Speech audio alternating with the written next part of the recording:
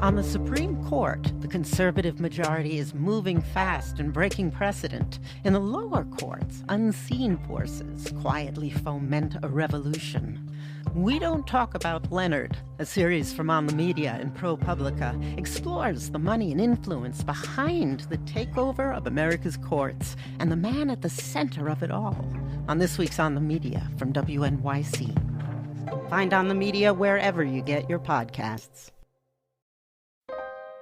There's this guy I know, Malcolm Nance. Until recently, we kind of had the same gig. He wrote books about terrorism and national security, my kind of stuff, and you could probably find our books in the same section at the bookstore. We've also both been on-camera analysts for news networks, in his case, MSNBC. Most recently, he'd been doing a lot of commentary about the Ukraine war. But not too long ago, he did something so unexpected and so startling to me that I'm still trying to wrap my mind around it. And this thing he did is probably the thing he's most famous for now, because he announced it on national TV in 2022 during an interview on MSNBC. Joining me now from a secure location in western Ukraine is Malcolm Nance. So explain to us why you are there and what you are doing. This wasn't your typical on-camera hit from a cable news analyst. Nance was rigged out in camouflage combat gear, ballistic helmet, body armor, the whole kit. And he was holding an assault rifle across his chest. The more I saw of the war going on, the more I thought, I'm done talking, all right? It's time to take action here. Now, Nance is in his 60s. He's a brawny-looking US military veteran with a great beard. But the salt is definitely outcompeting the pepper, if you know what I mean. And he was announcing that he just joined the Ukrainian military to fight against the Russians. About a month ago, I joined the International Legion here in Ukraine, and I am here to help this country fight what essentially is an existential war. And Russia has bought it to these people, and they are mass murdering civilians. And there are people here like me who are here to do something about it. What are international troops like yourself, what are you all tasked to do? Well, we are here for one purpose and one purpose only, and that is to protect the innocent people of Ukraine from this Russian aggression. Just days into Russia's invasion in February 2022, Ukrainian President Volodymyr Zelensky called on foreign nationals to come and join a newly formed, newly named unit called the International Legion. The idea was to encourage combat-trained foreigners to enlist and fight for the Ukrainian military. Nance decided to answer that call, fighting with the International Legion for most of a year. I reconnected with him to find out why, and to take a look inside a unit that's attracted attention from around the world.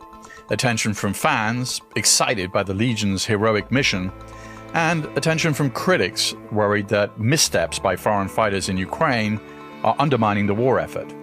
Coming up, you'll hear Nance respond to those criticisms, debate the role that foreign fighters have played in wars past and present, and explain how a stray dog ended up joining the International Legion. I'm Peter Bergen, and this is In the Room.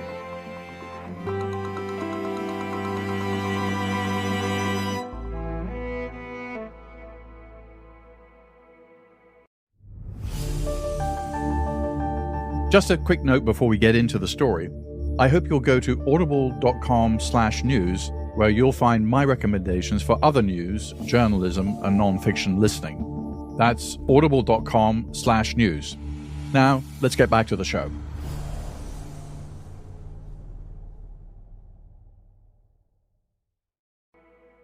Malcolm, you may not remember this, but I remember the moment I met you like it was yesterday. I do too. Okay. I walked into Steam Cafe, which is at 17th and R in Washington, D.C., and I used to work there all the time, and I guess you used to work there all the time. I think you were working on your first book. Yeah. That has got to have been about 2 decades ago. We're old, man. Shh. Tell everyone. No, well, young in spirit, let's say. Look, you went to Ukraine aged how old? At 60. How was that? It was interesting. Let's just say when I was in the military, I kept pretty fit. And then when I came home, just the crazy adventurous places you and I worked, You got to at least have your running down, right? Like they say in Zombieland, you got to have your cardio. And Ukraine was one of those places where that was a great benefit, especially with Russian artillery. I could imagine. When I went to Ukraine first, I should give you a backgrounder. I went there before the war to do an analysis of the Russian order of battle. I've been here a month in studying the Russian order of battle and the routes of potential. The order of battle is the formations, vehicles, equipment, and manpower that would be used in an operation.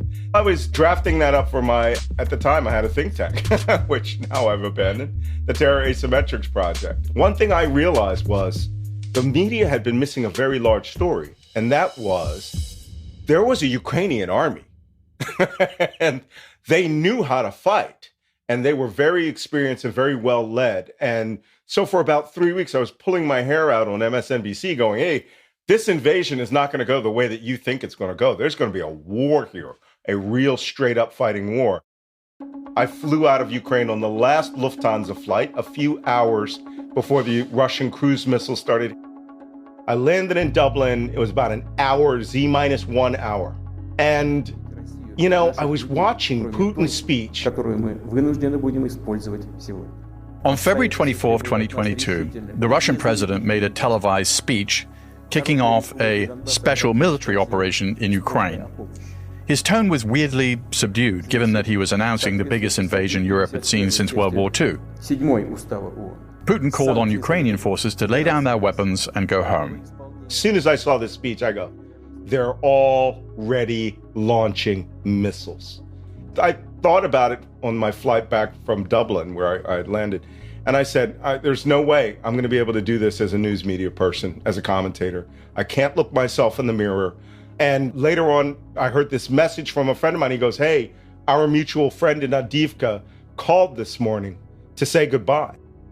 He says this Ukrainian friend was a fellow graduate of the U.S. military's Defense Language Institute.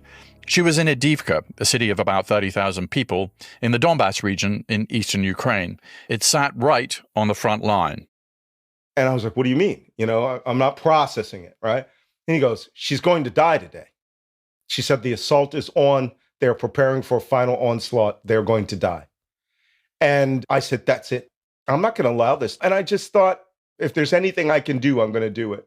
So about a day later, I got back to New York City. They announced the start of the International Legion.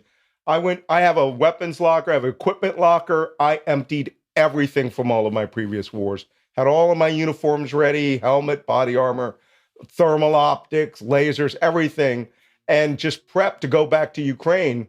I went to the Ukrainian embassy in Washington. They called me in for an interview. They took one look at my resume and they're like, you're in. We need senior NCOs to provide leadership. How fast can you get there? Nance had experience as an NCO, a non-commissioned officer. Before becoming a writer and commentator, Nance served 2 decades in the U.S. Navy as an intelligence and cryptology specialist, taking part in operations in Beirut, Libya, and the First Gulf War. He speaks Russian, Arabic, and several other languages. He later worked as a military contractor during the wars in Afghanistan and Iraq. He's a father of grown children. When you made this decision to go into Ukraine, how did your friends, how did your family react? Well, my daughter wasn't particularly thrilled about the idea. And my family kept thinking, do you have some sort of death wish? I tried to explain it very carefully. I spent my entire life defending this nation, trying to be involved in operations for the good of the world and democracy. And this was just a flagrant slap in the face to what I call the Eastern Wall of democracy. What was the actual conversation you had with your daughter? Did she say, Dad, this is completely crazy shit? Or what did she say? The one thing that really cut to me was she said, what would Mom think about this? And look, I'm a relatively recent widower. Nance's wife of 15 years, Maryse Béliveau-Nance, a landscape architect known for designing parks in the US and Canada, died in 2019 after a battle with cancer. My wife, she would understand this. And she'd say, look, you've got to go. You got all that gear down in the basement. You might want to take it all with you, but, don't do anything stupid. And while I was there, I would wear her actual winter socks, these Canadian winter socks, when I was in combat.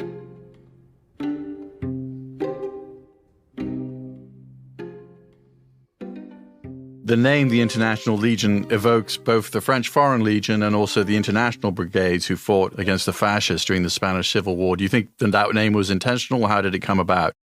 I don't know if it was intentional. I think they thought it up on the fly, but it was brilliant. The Legion itself is a volunteer force made up of people from 52 different nations. The Legion members are all sworn and contracted members of the Ukrainian army. It operates 3 battalions. Just so listeners understand, 3 battalions means how many people? Several hundred per battalion. Do these battalions have specialities? 2 are infantry and 1 is special operations. You are not just, what you and I would have called MWRs, right? Men with rifles. Yeah. You had to have combat experience. You had to have military experience. Yes, some slipped through the cracks, but I would say 99% did have military experience and maybe 80% had real combat experience. They formed rather hastily. They had to, use Ukrainian officers that spoke English. Walk us through the process. When you signed up, what happens when you arrive? Who meets you? How do they vet you? How does that all go down? Well, for those of you who are willing to join the Legion now, we're still recruiting. This war's not over, and it won't be over for another year or more. But to join the Legion, you fly yourself to Warsaw. You take the train down to Rzeszów, or you can fly down to Rzeszów. You can get a bus over to Medyka, and you can cross at Medyka border crossing. You will be met by the passport lady and then a member of the internal security unit, the SBU. They will ask you why you're there, and you will say, I'm here to fight in the Legion and help Ukraine. They will do a quick background check on the SBU's database. They will send you through, and there's a tent at the end called the International Legion tent. They will bring you there. You will sit there for the day until they get a bus full of people, and then they will drive you up to a military base where you will be vetted again about your military background, your experience.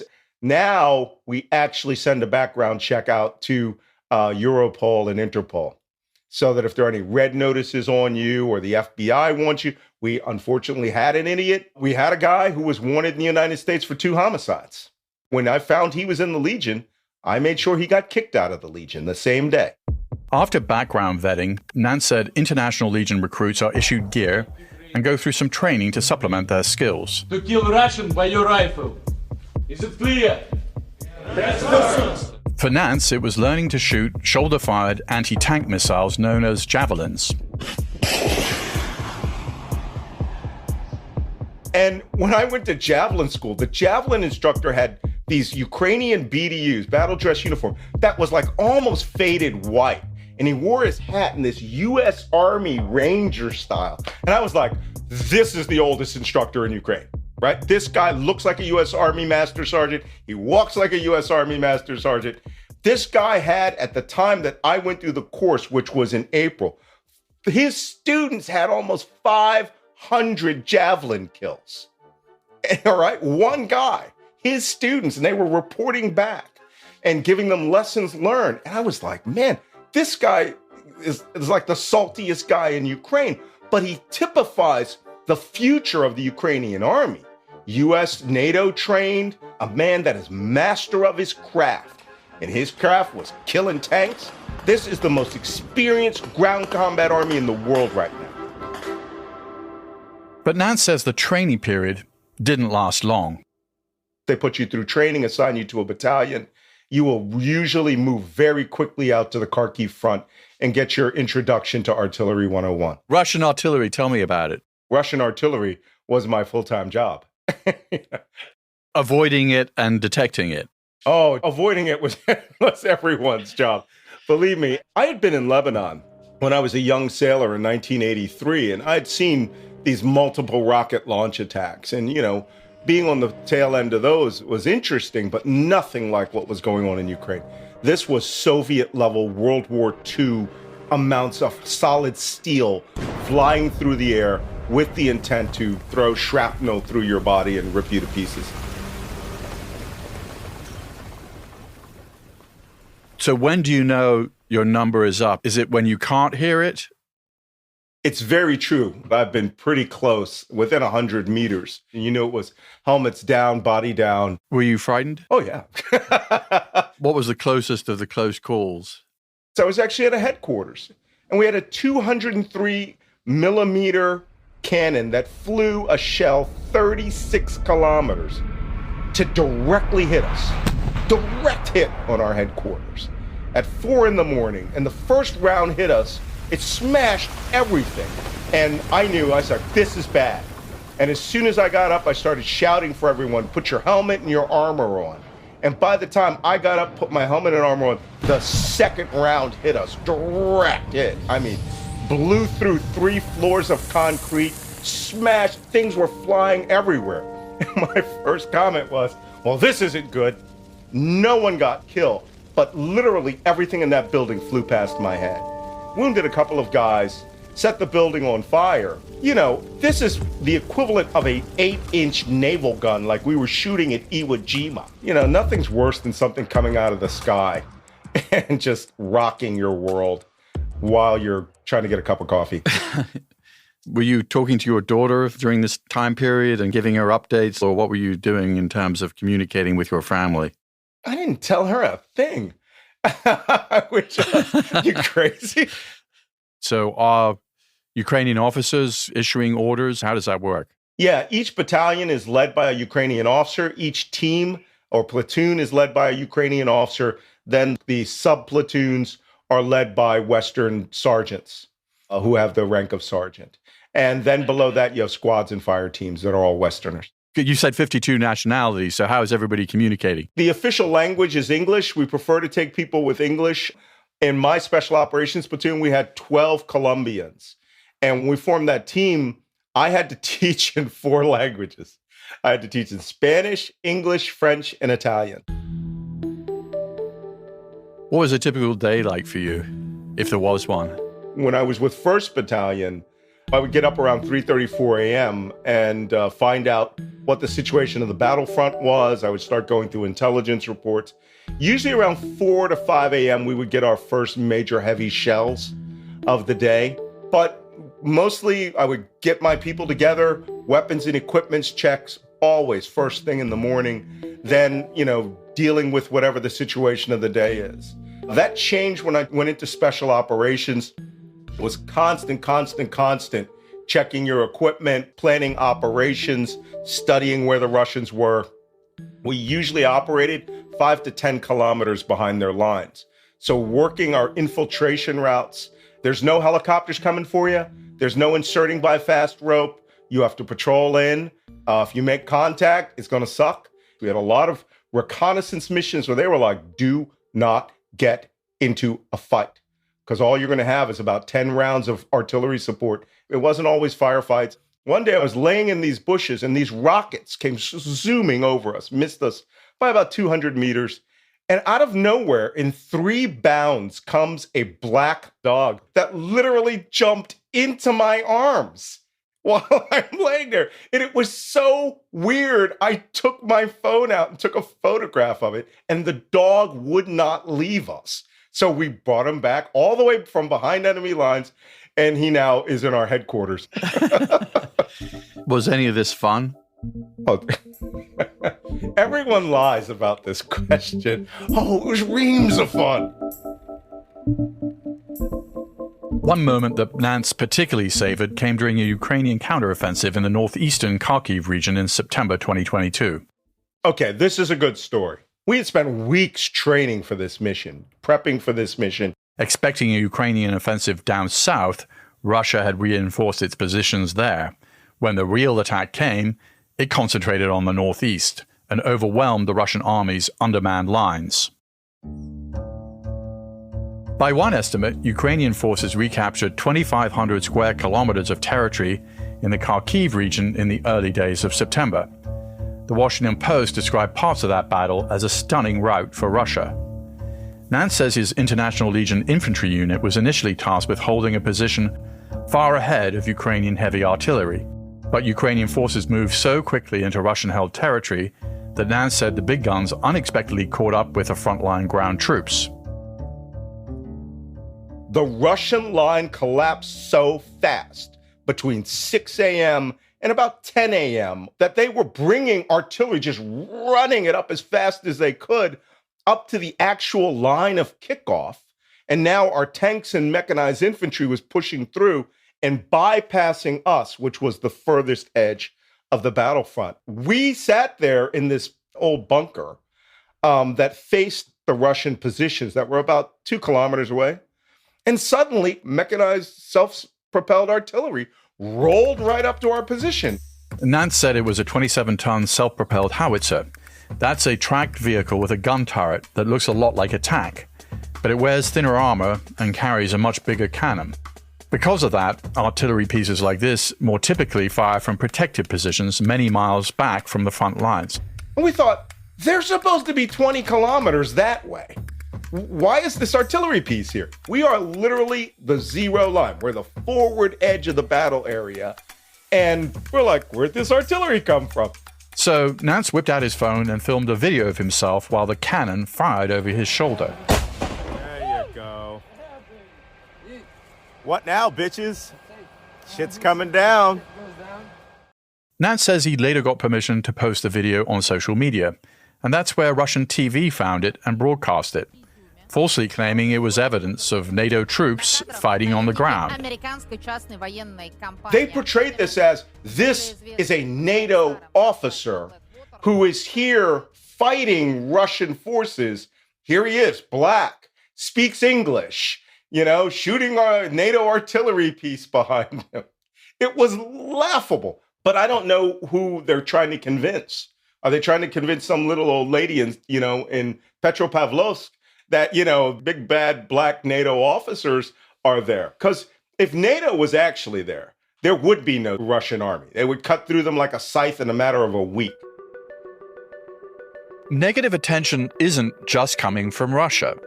Recently, several English-language media outlets have also criticized groups of foreign fighters in Ukraine, including the International Legion. The accusations include misusing resources, recruiting leaders unfit for command, and enlisting soldiers who've exaggerated or even fabricated their past military experience. In March 2023, the New York Times ran a story about several foreign fighters who'd lied about their backgrounds or showed up unfit to fight. The Times told a story of disorganization, misspent donation money, and bickering within a patchwork of formal and informal foreign fighter groups in Ukraine. It suggested that the problems have hurt efforts to recruit skilled foreigners to come fight. Nance pushed back on all this quite hard. The New York Times story was trash, pure trash. The journalist who wrote the article went and he found 4 or 5 American examples out of thousands that have served honorably, that are literally risking their lives. The Times stood behind its piece unreservedly when we asked for comment, emailing to say, quote, "The reporting for this story was thorough, responsible, and accurate." Nance says that, in his view, some of the worst examples in the Times story were so-called freelance recruits. Those were recruits who'd shown up to fight in Ukraine informally and were never part of the International Legion. He says the Legion does its best to vet troubled or ineffective recruits before they sign up, or they get sent home once they're found out.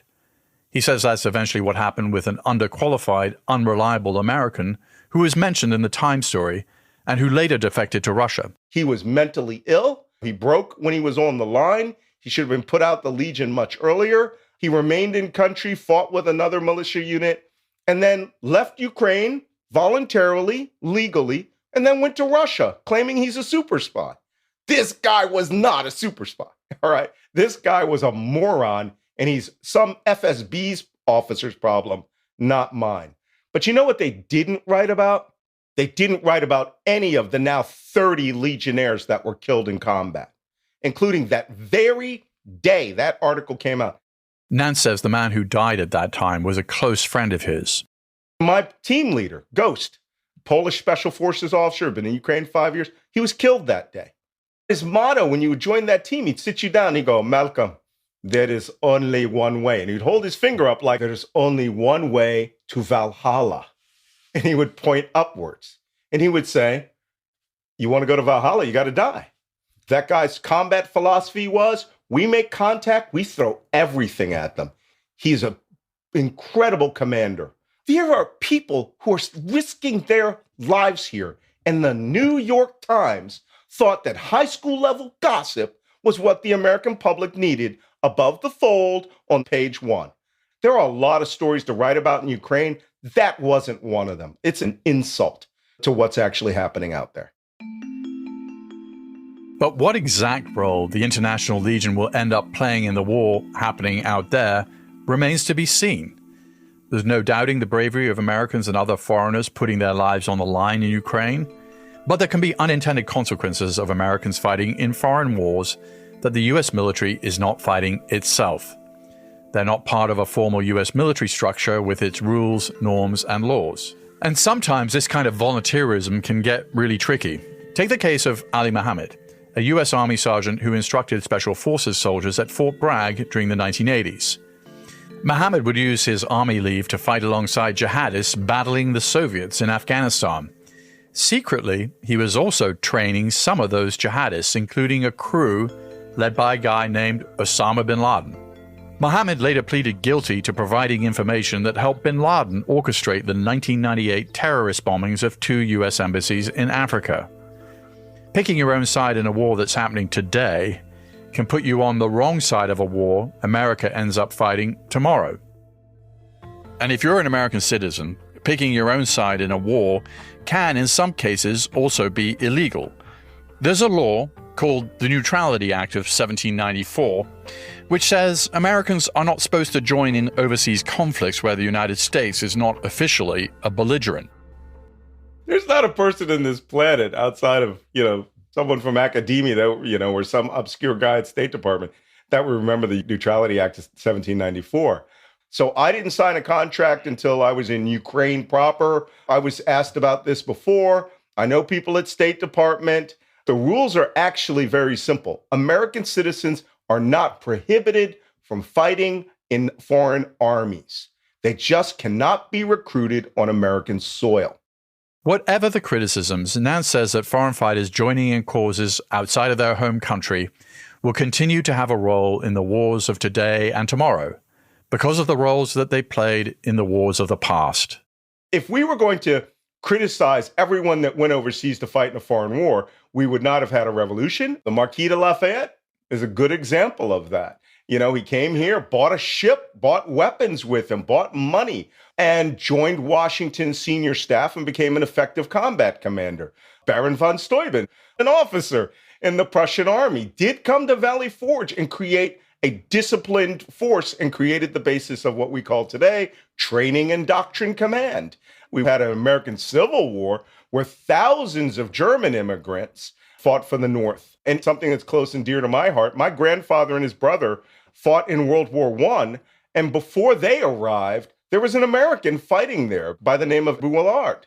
And he was in the French Foreign Legion, along with hundreds of Americans that joined the French Foreign Legion and fought in Verdun. He was wounded 3 times, became the first black pilot in American history. So people who believe in these causes will go and fight. We all wear our American, British, Italian, French patches under our Ukrainian flag patch. The Legion is not going away. We're all one team, one fight. Nance says that after fighting in Ukraine for most of a year, he's returned to the US and he put his body armor back in the locker.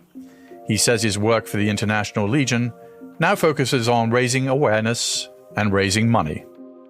But I spend an inordinate amount of time fundraising for the Legion right now. What prompted the decision to come home? I think I'd completed all the missions that I could. I had trained an entire new element of our battalion.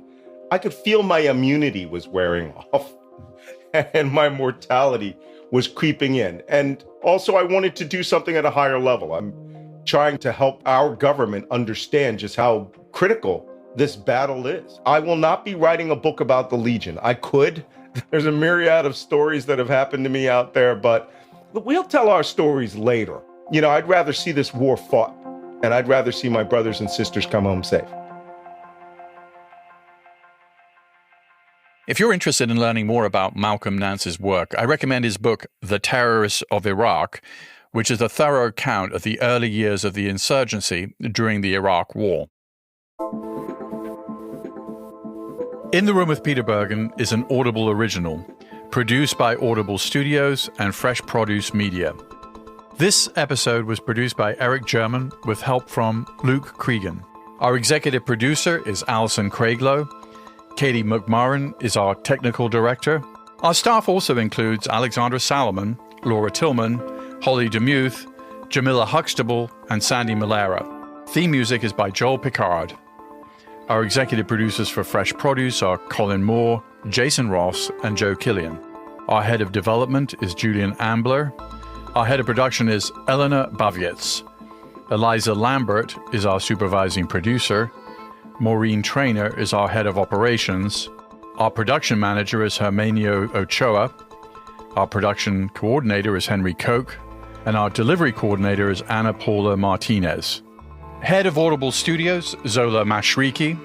Chief Content Officer, Rachel Giazza. Head of Content Acquisition and Development and Partnerships, Pat Shah. Special thanks to Marlon Calby, Alison Weber, and Vanessa Harris. Copyright 2023 by Audible Originals, LLC. Sound recording copyright 2023 by Audible Originals, LLC.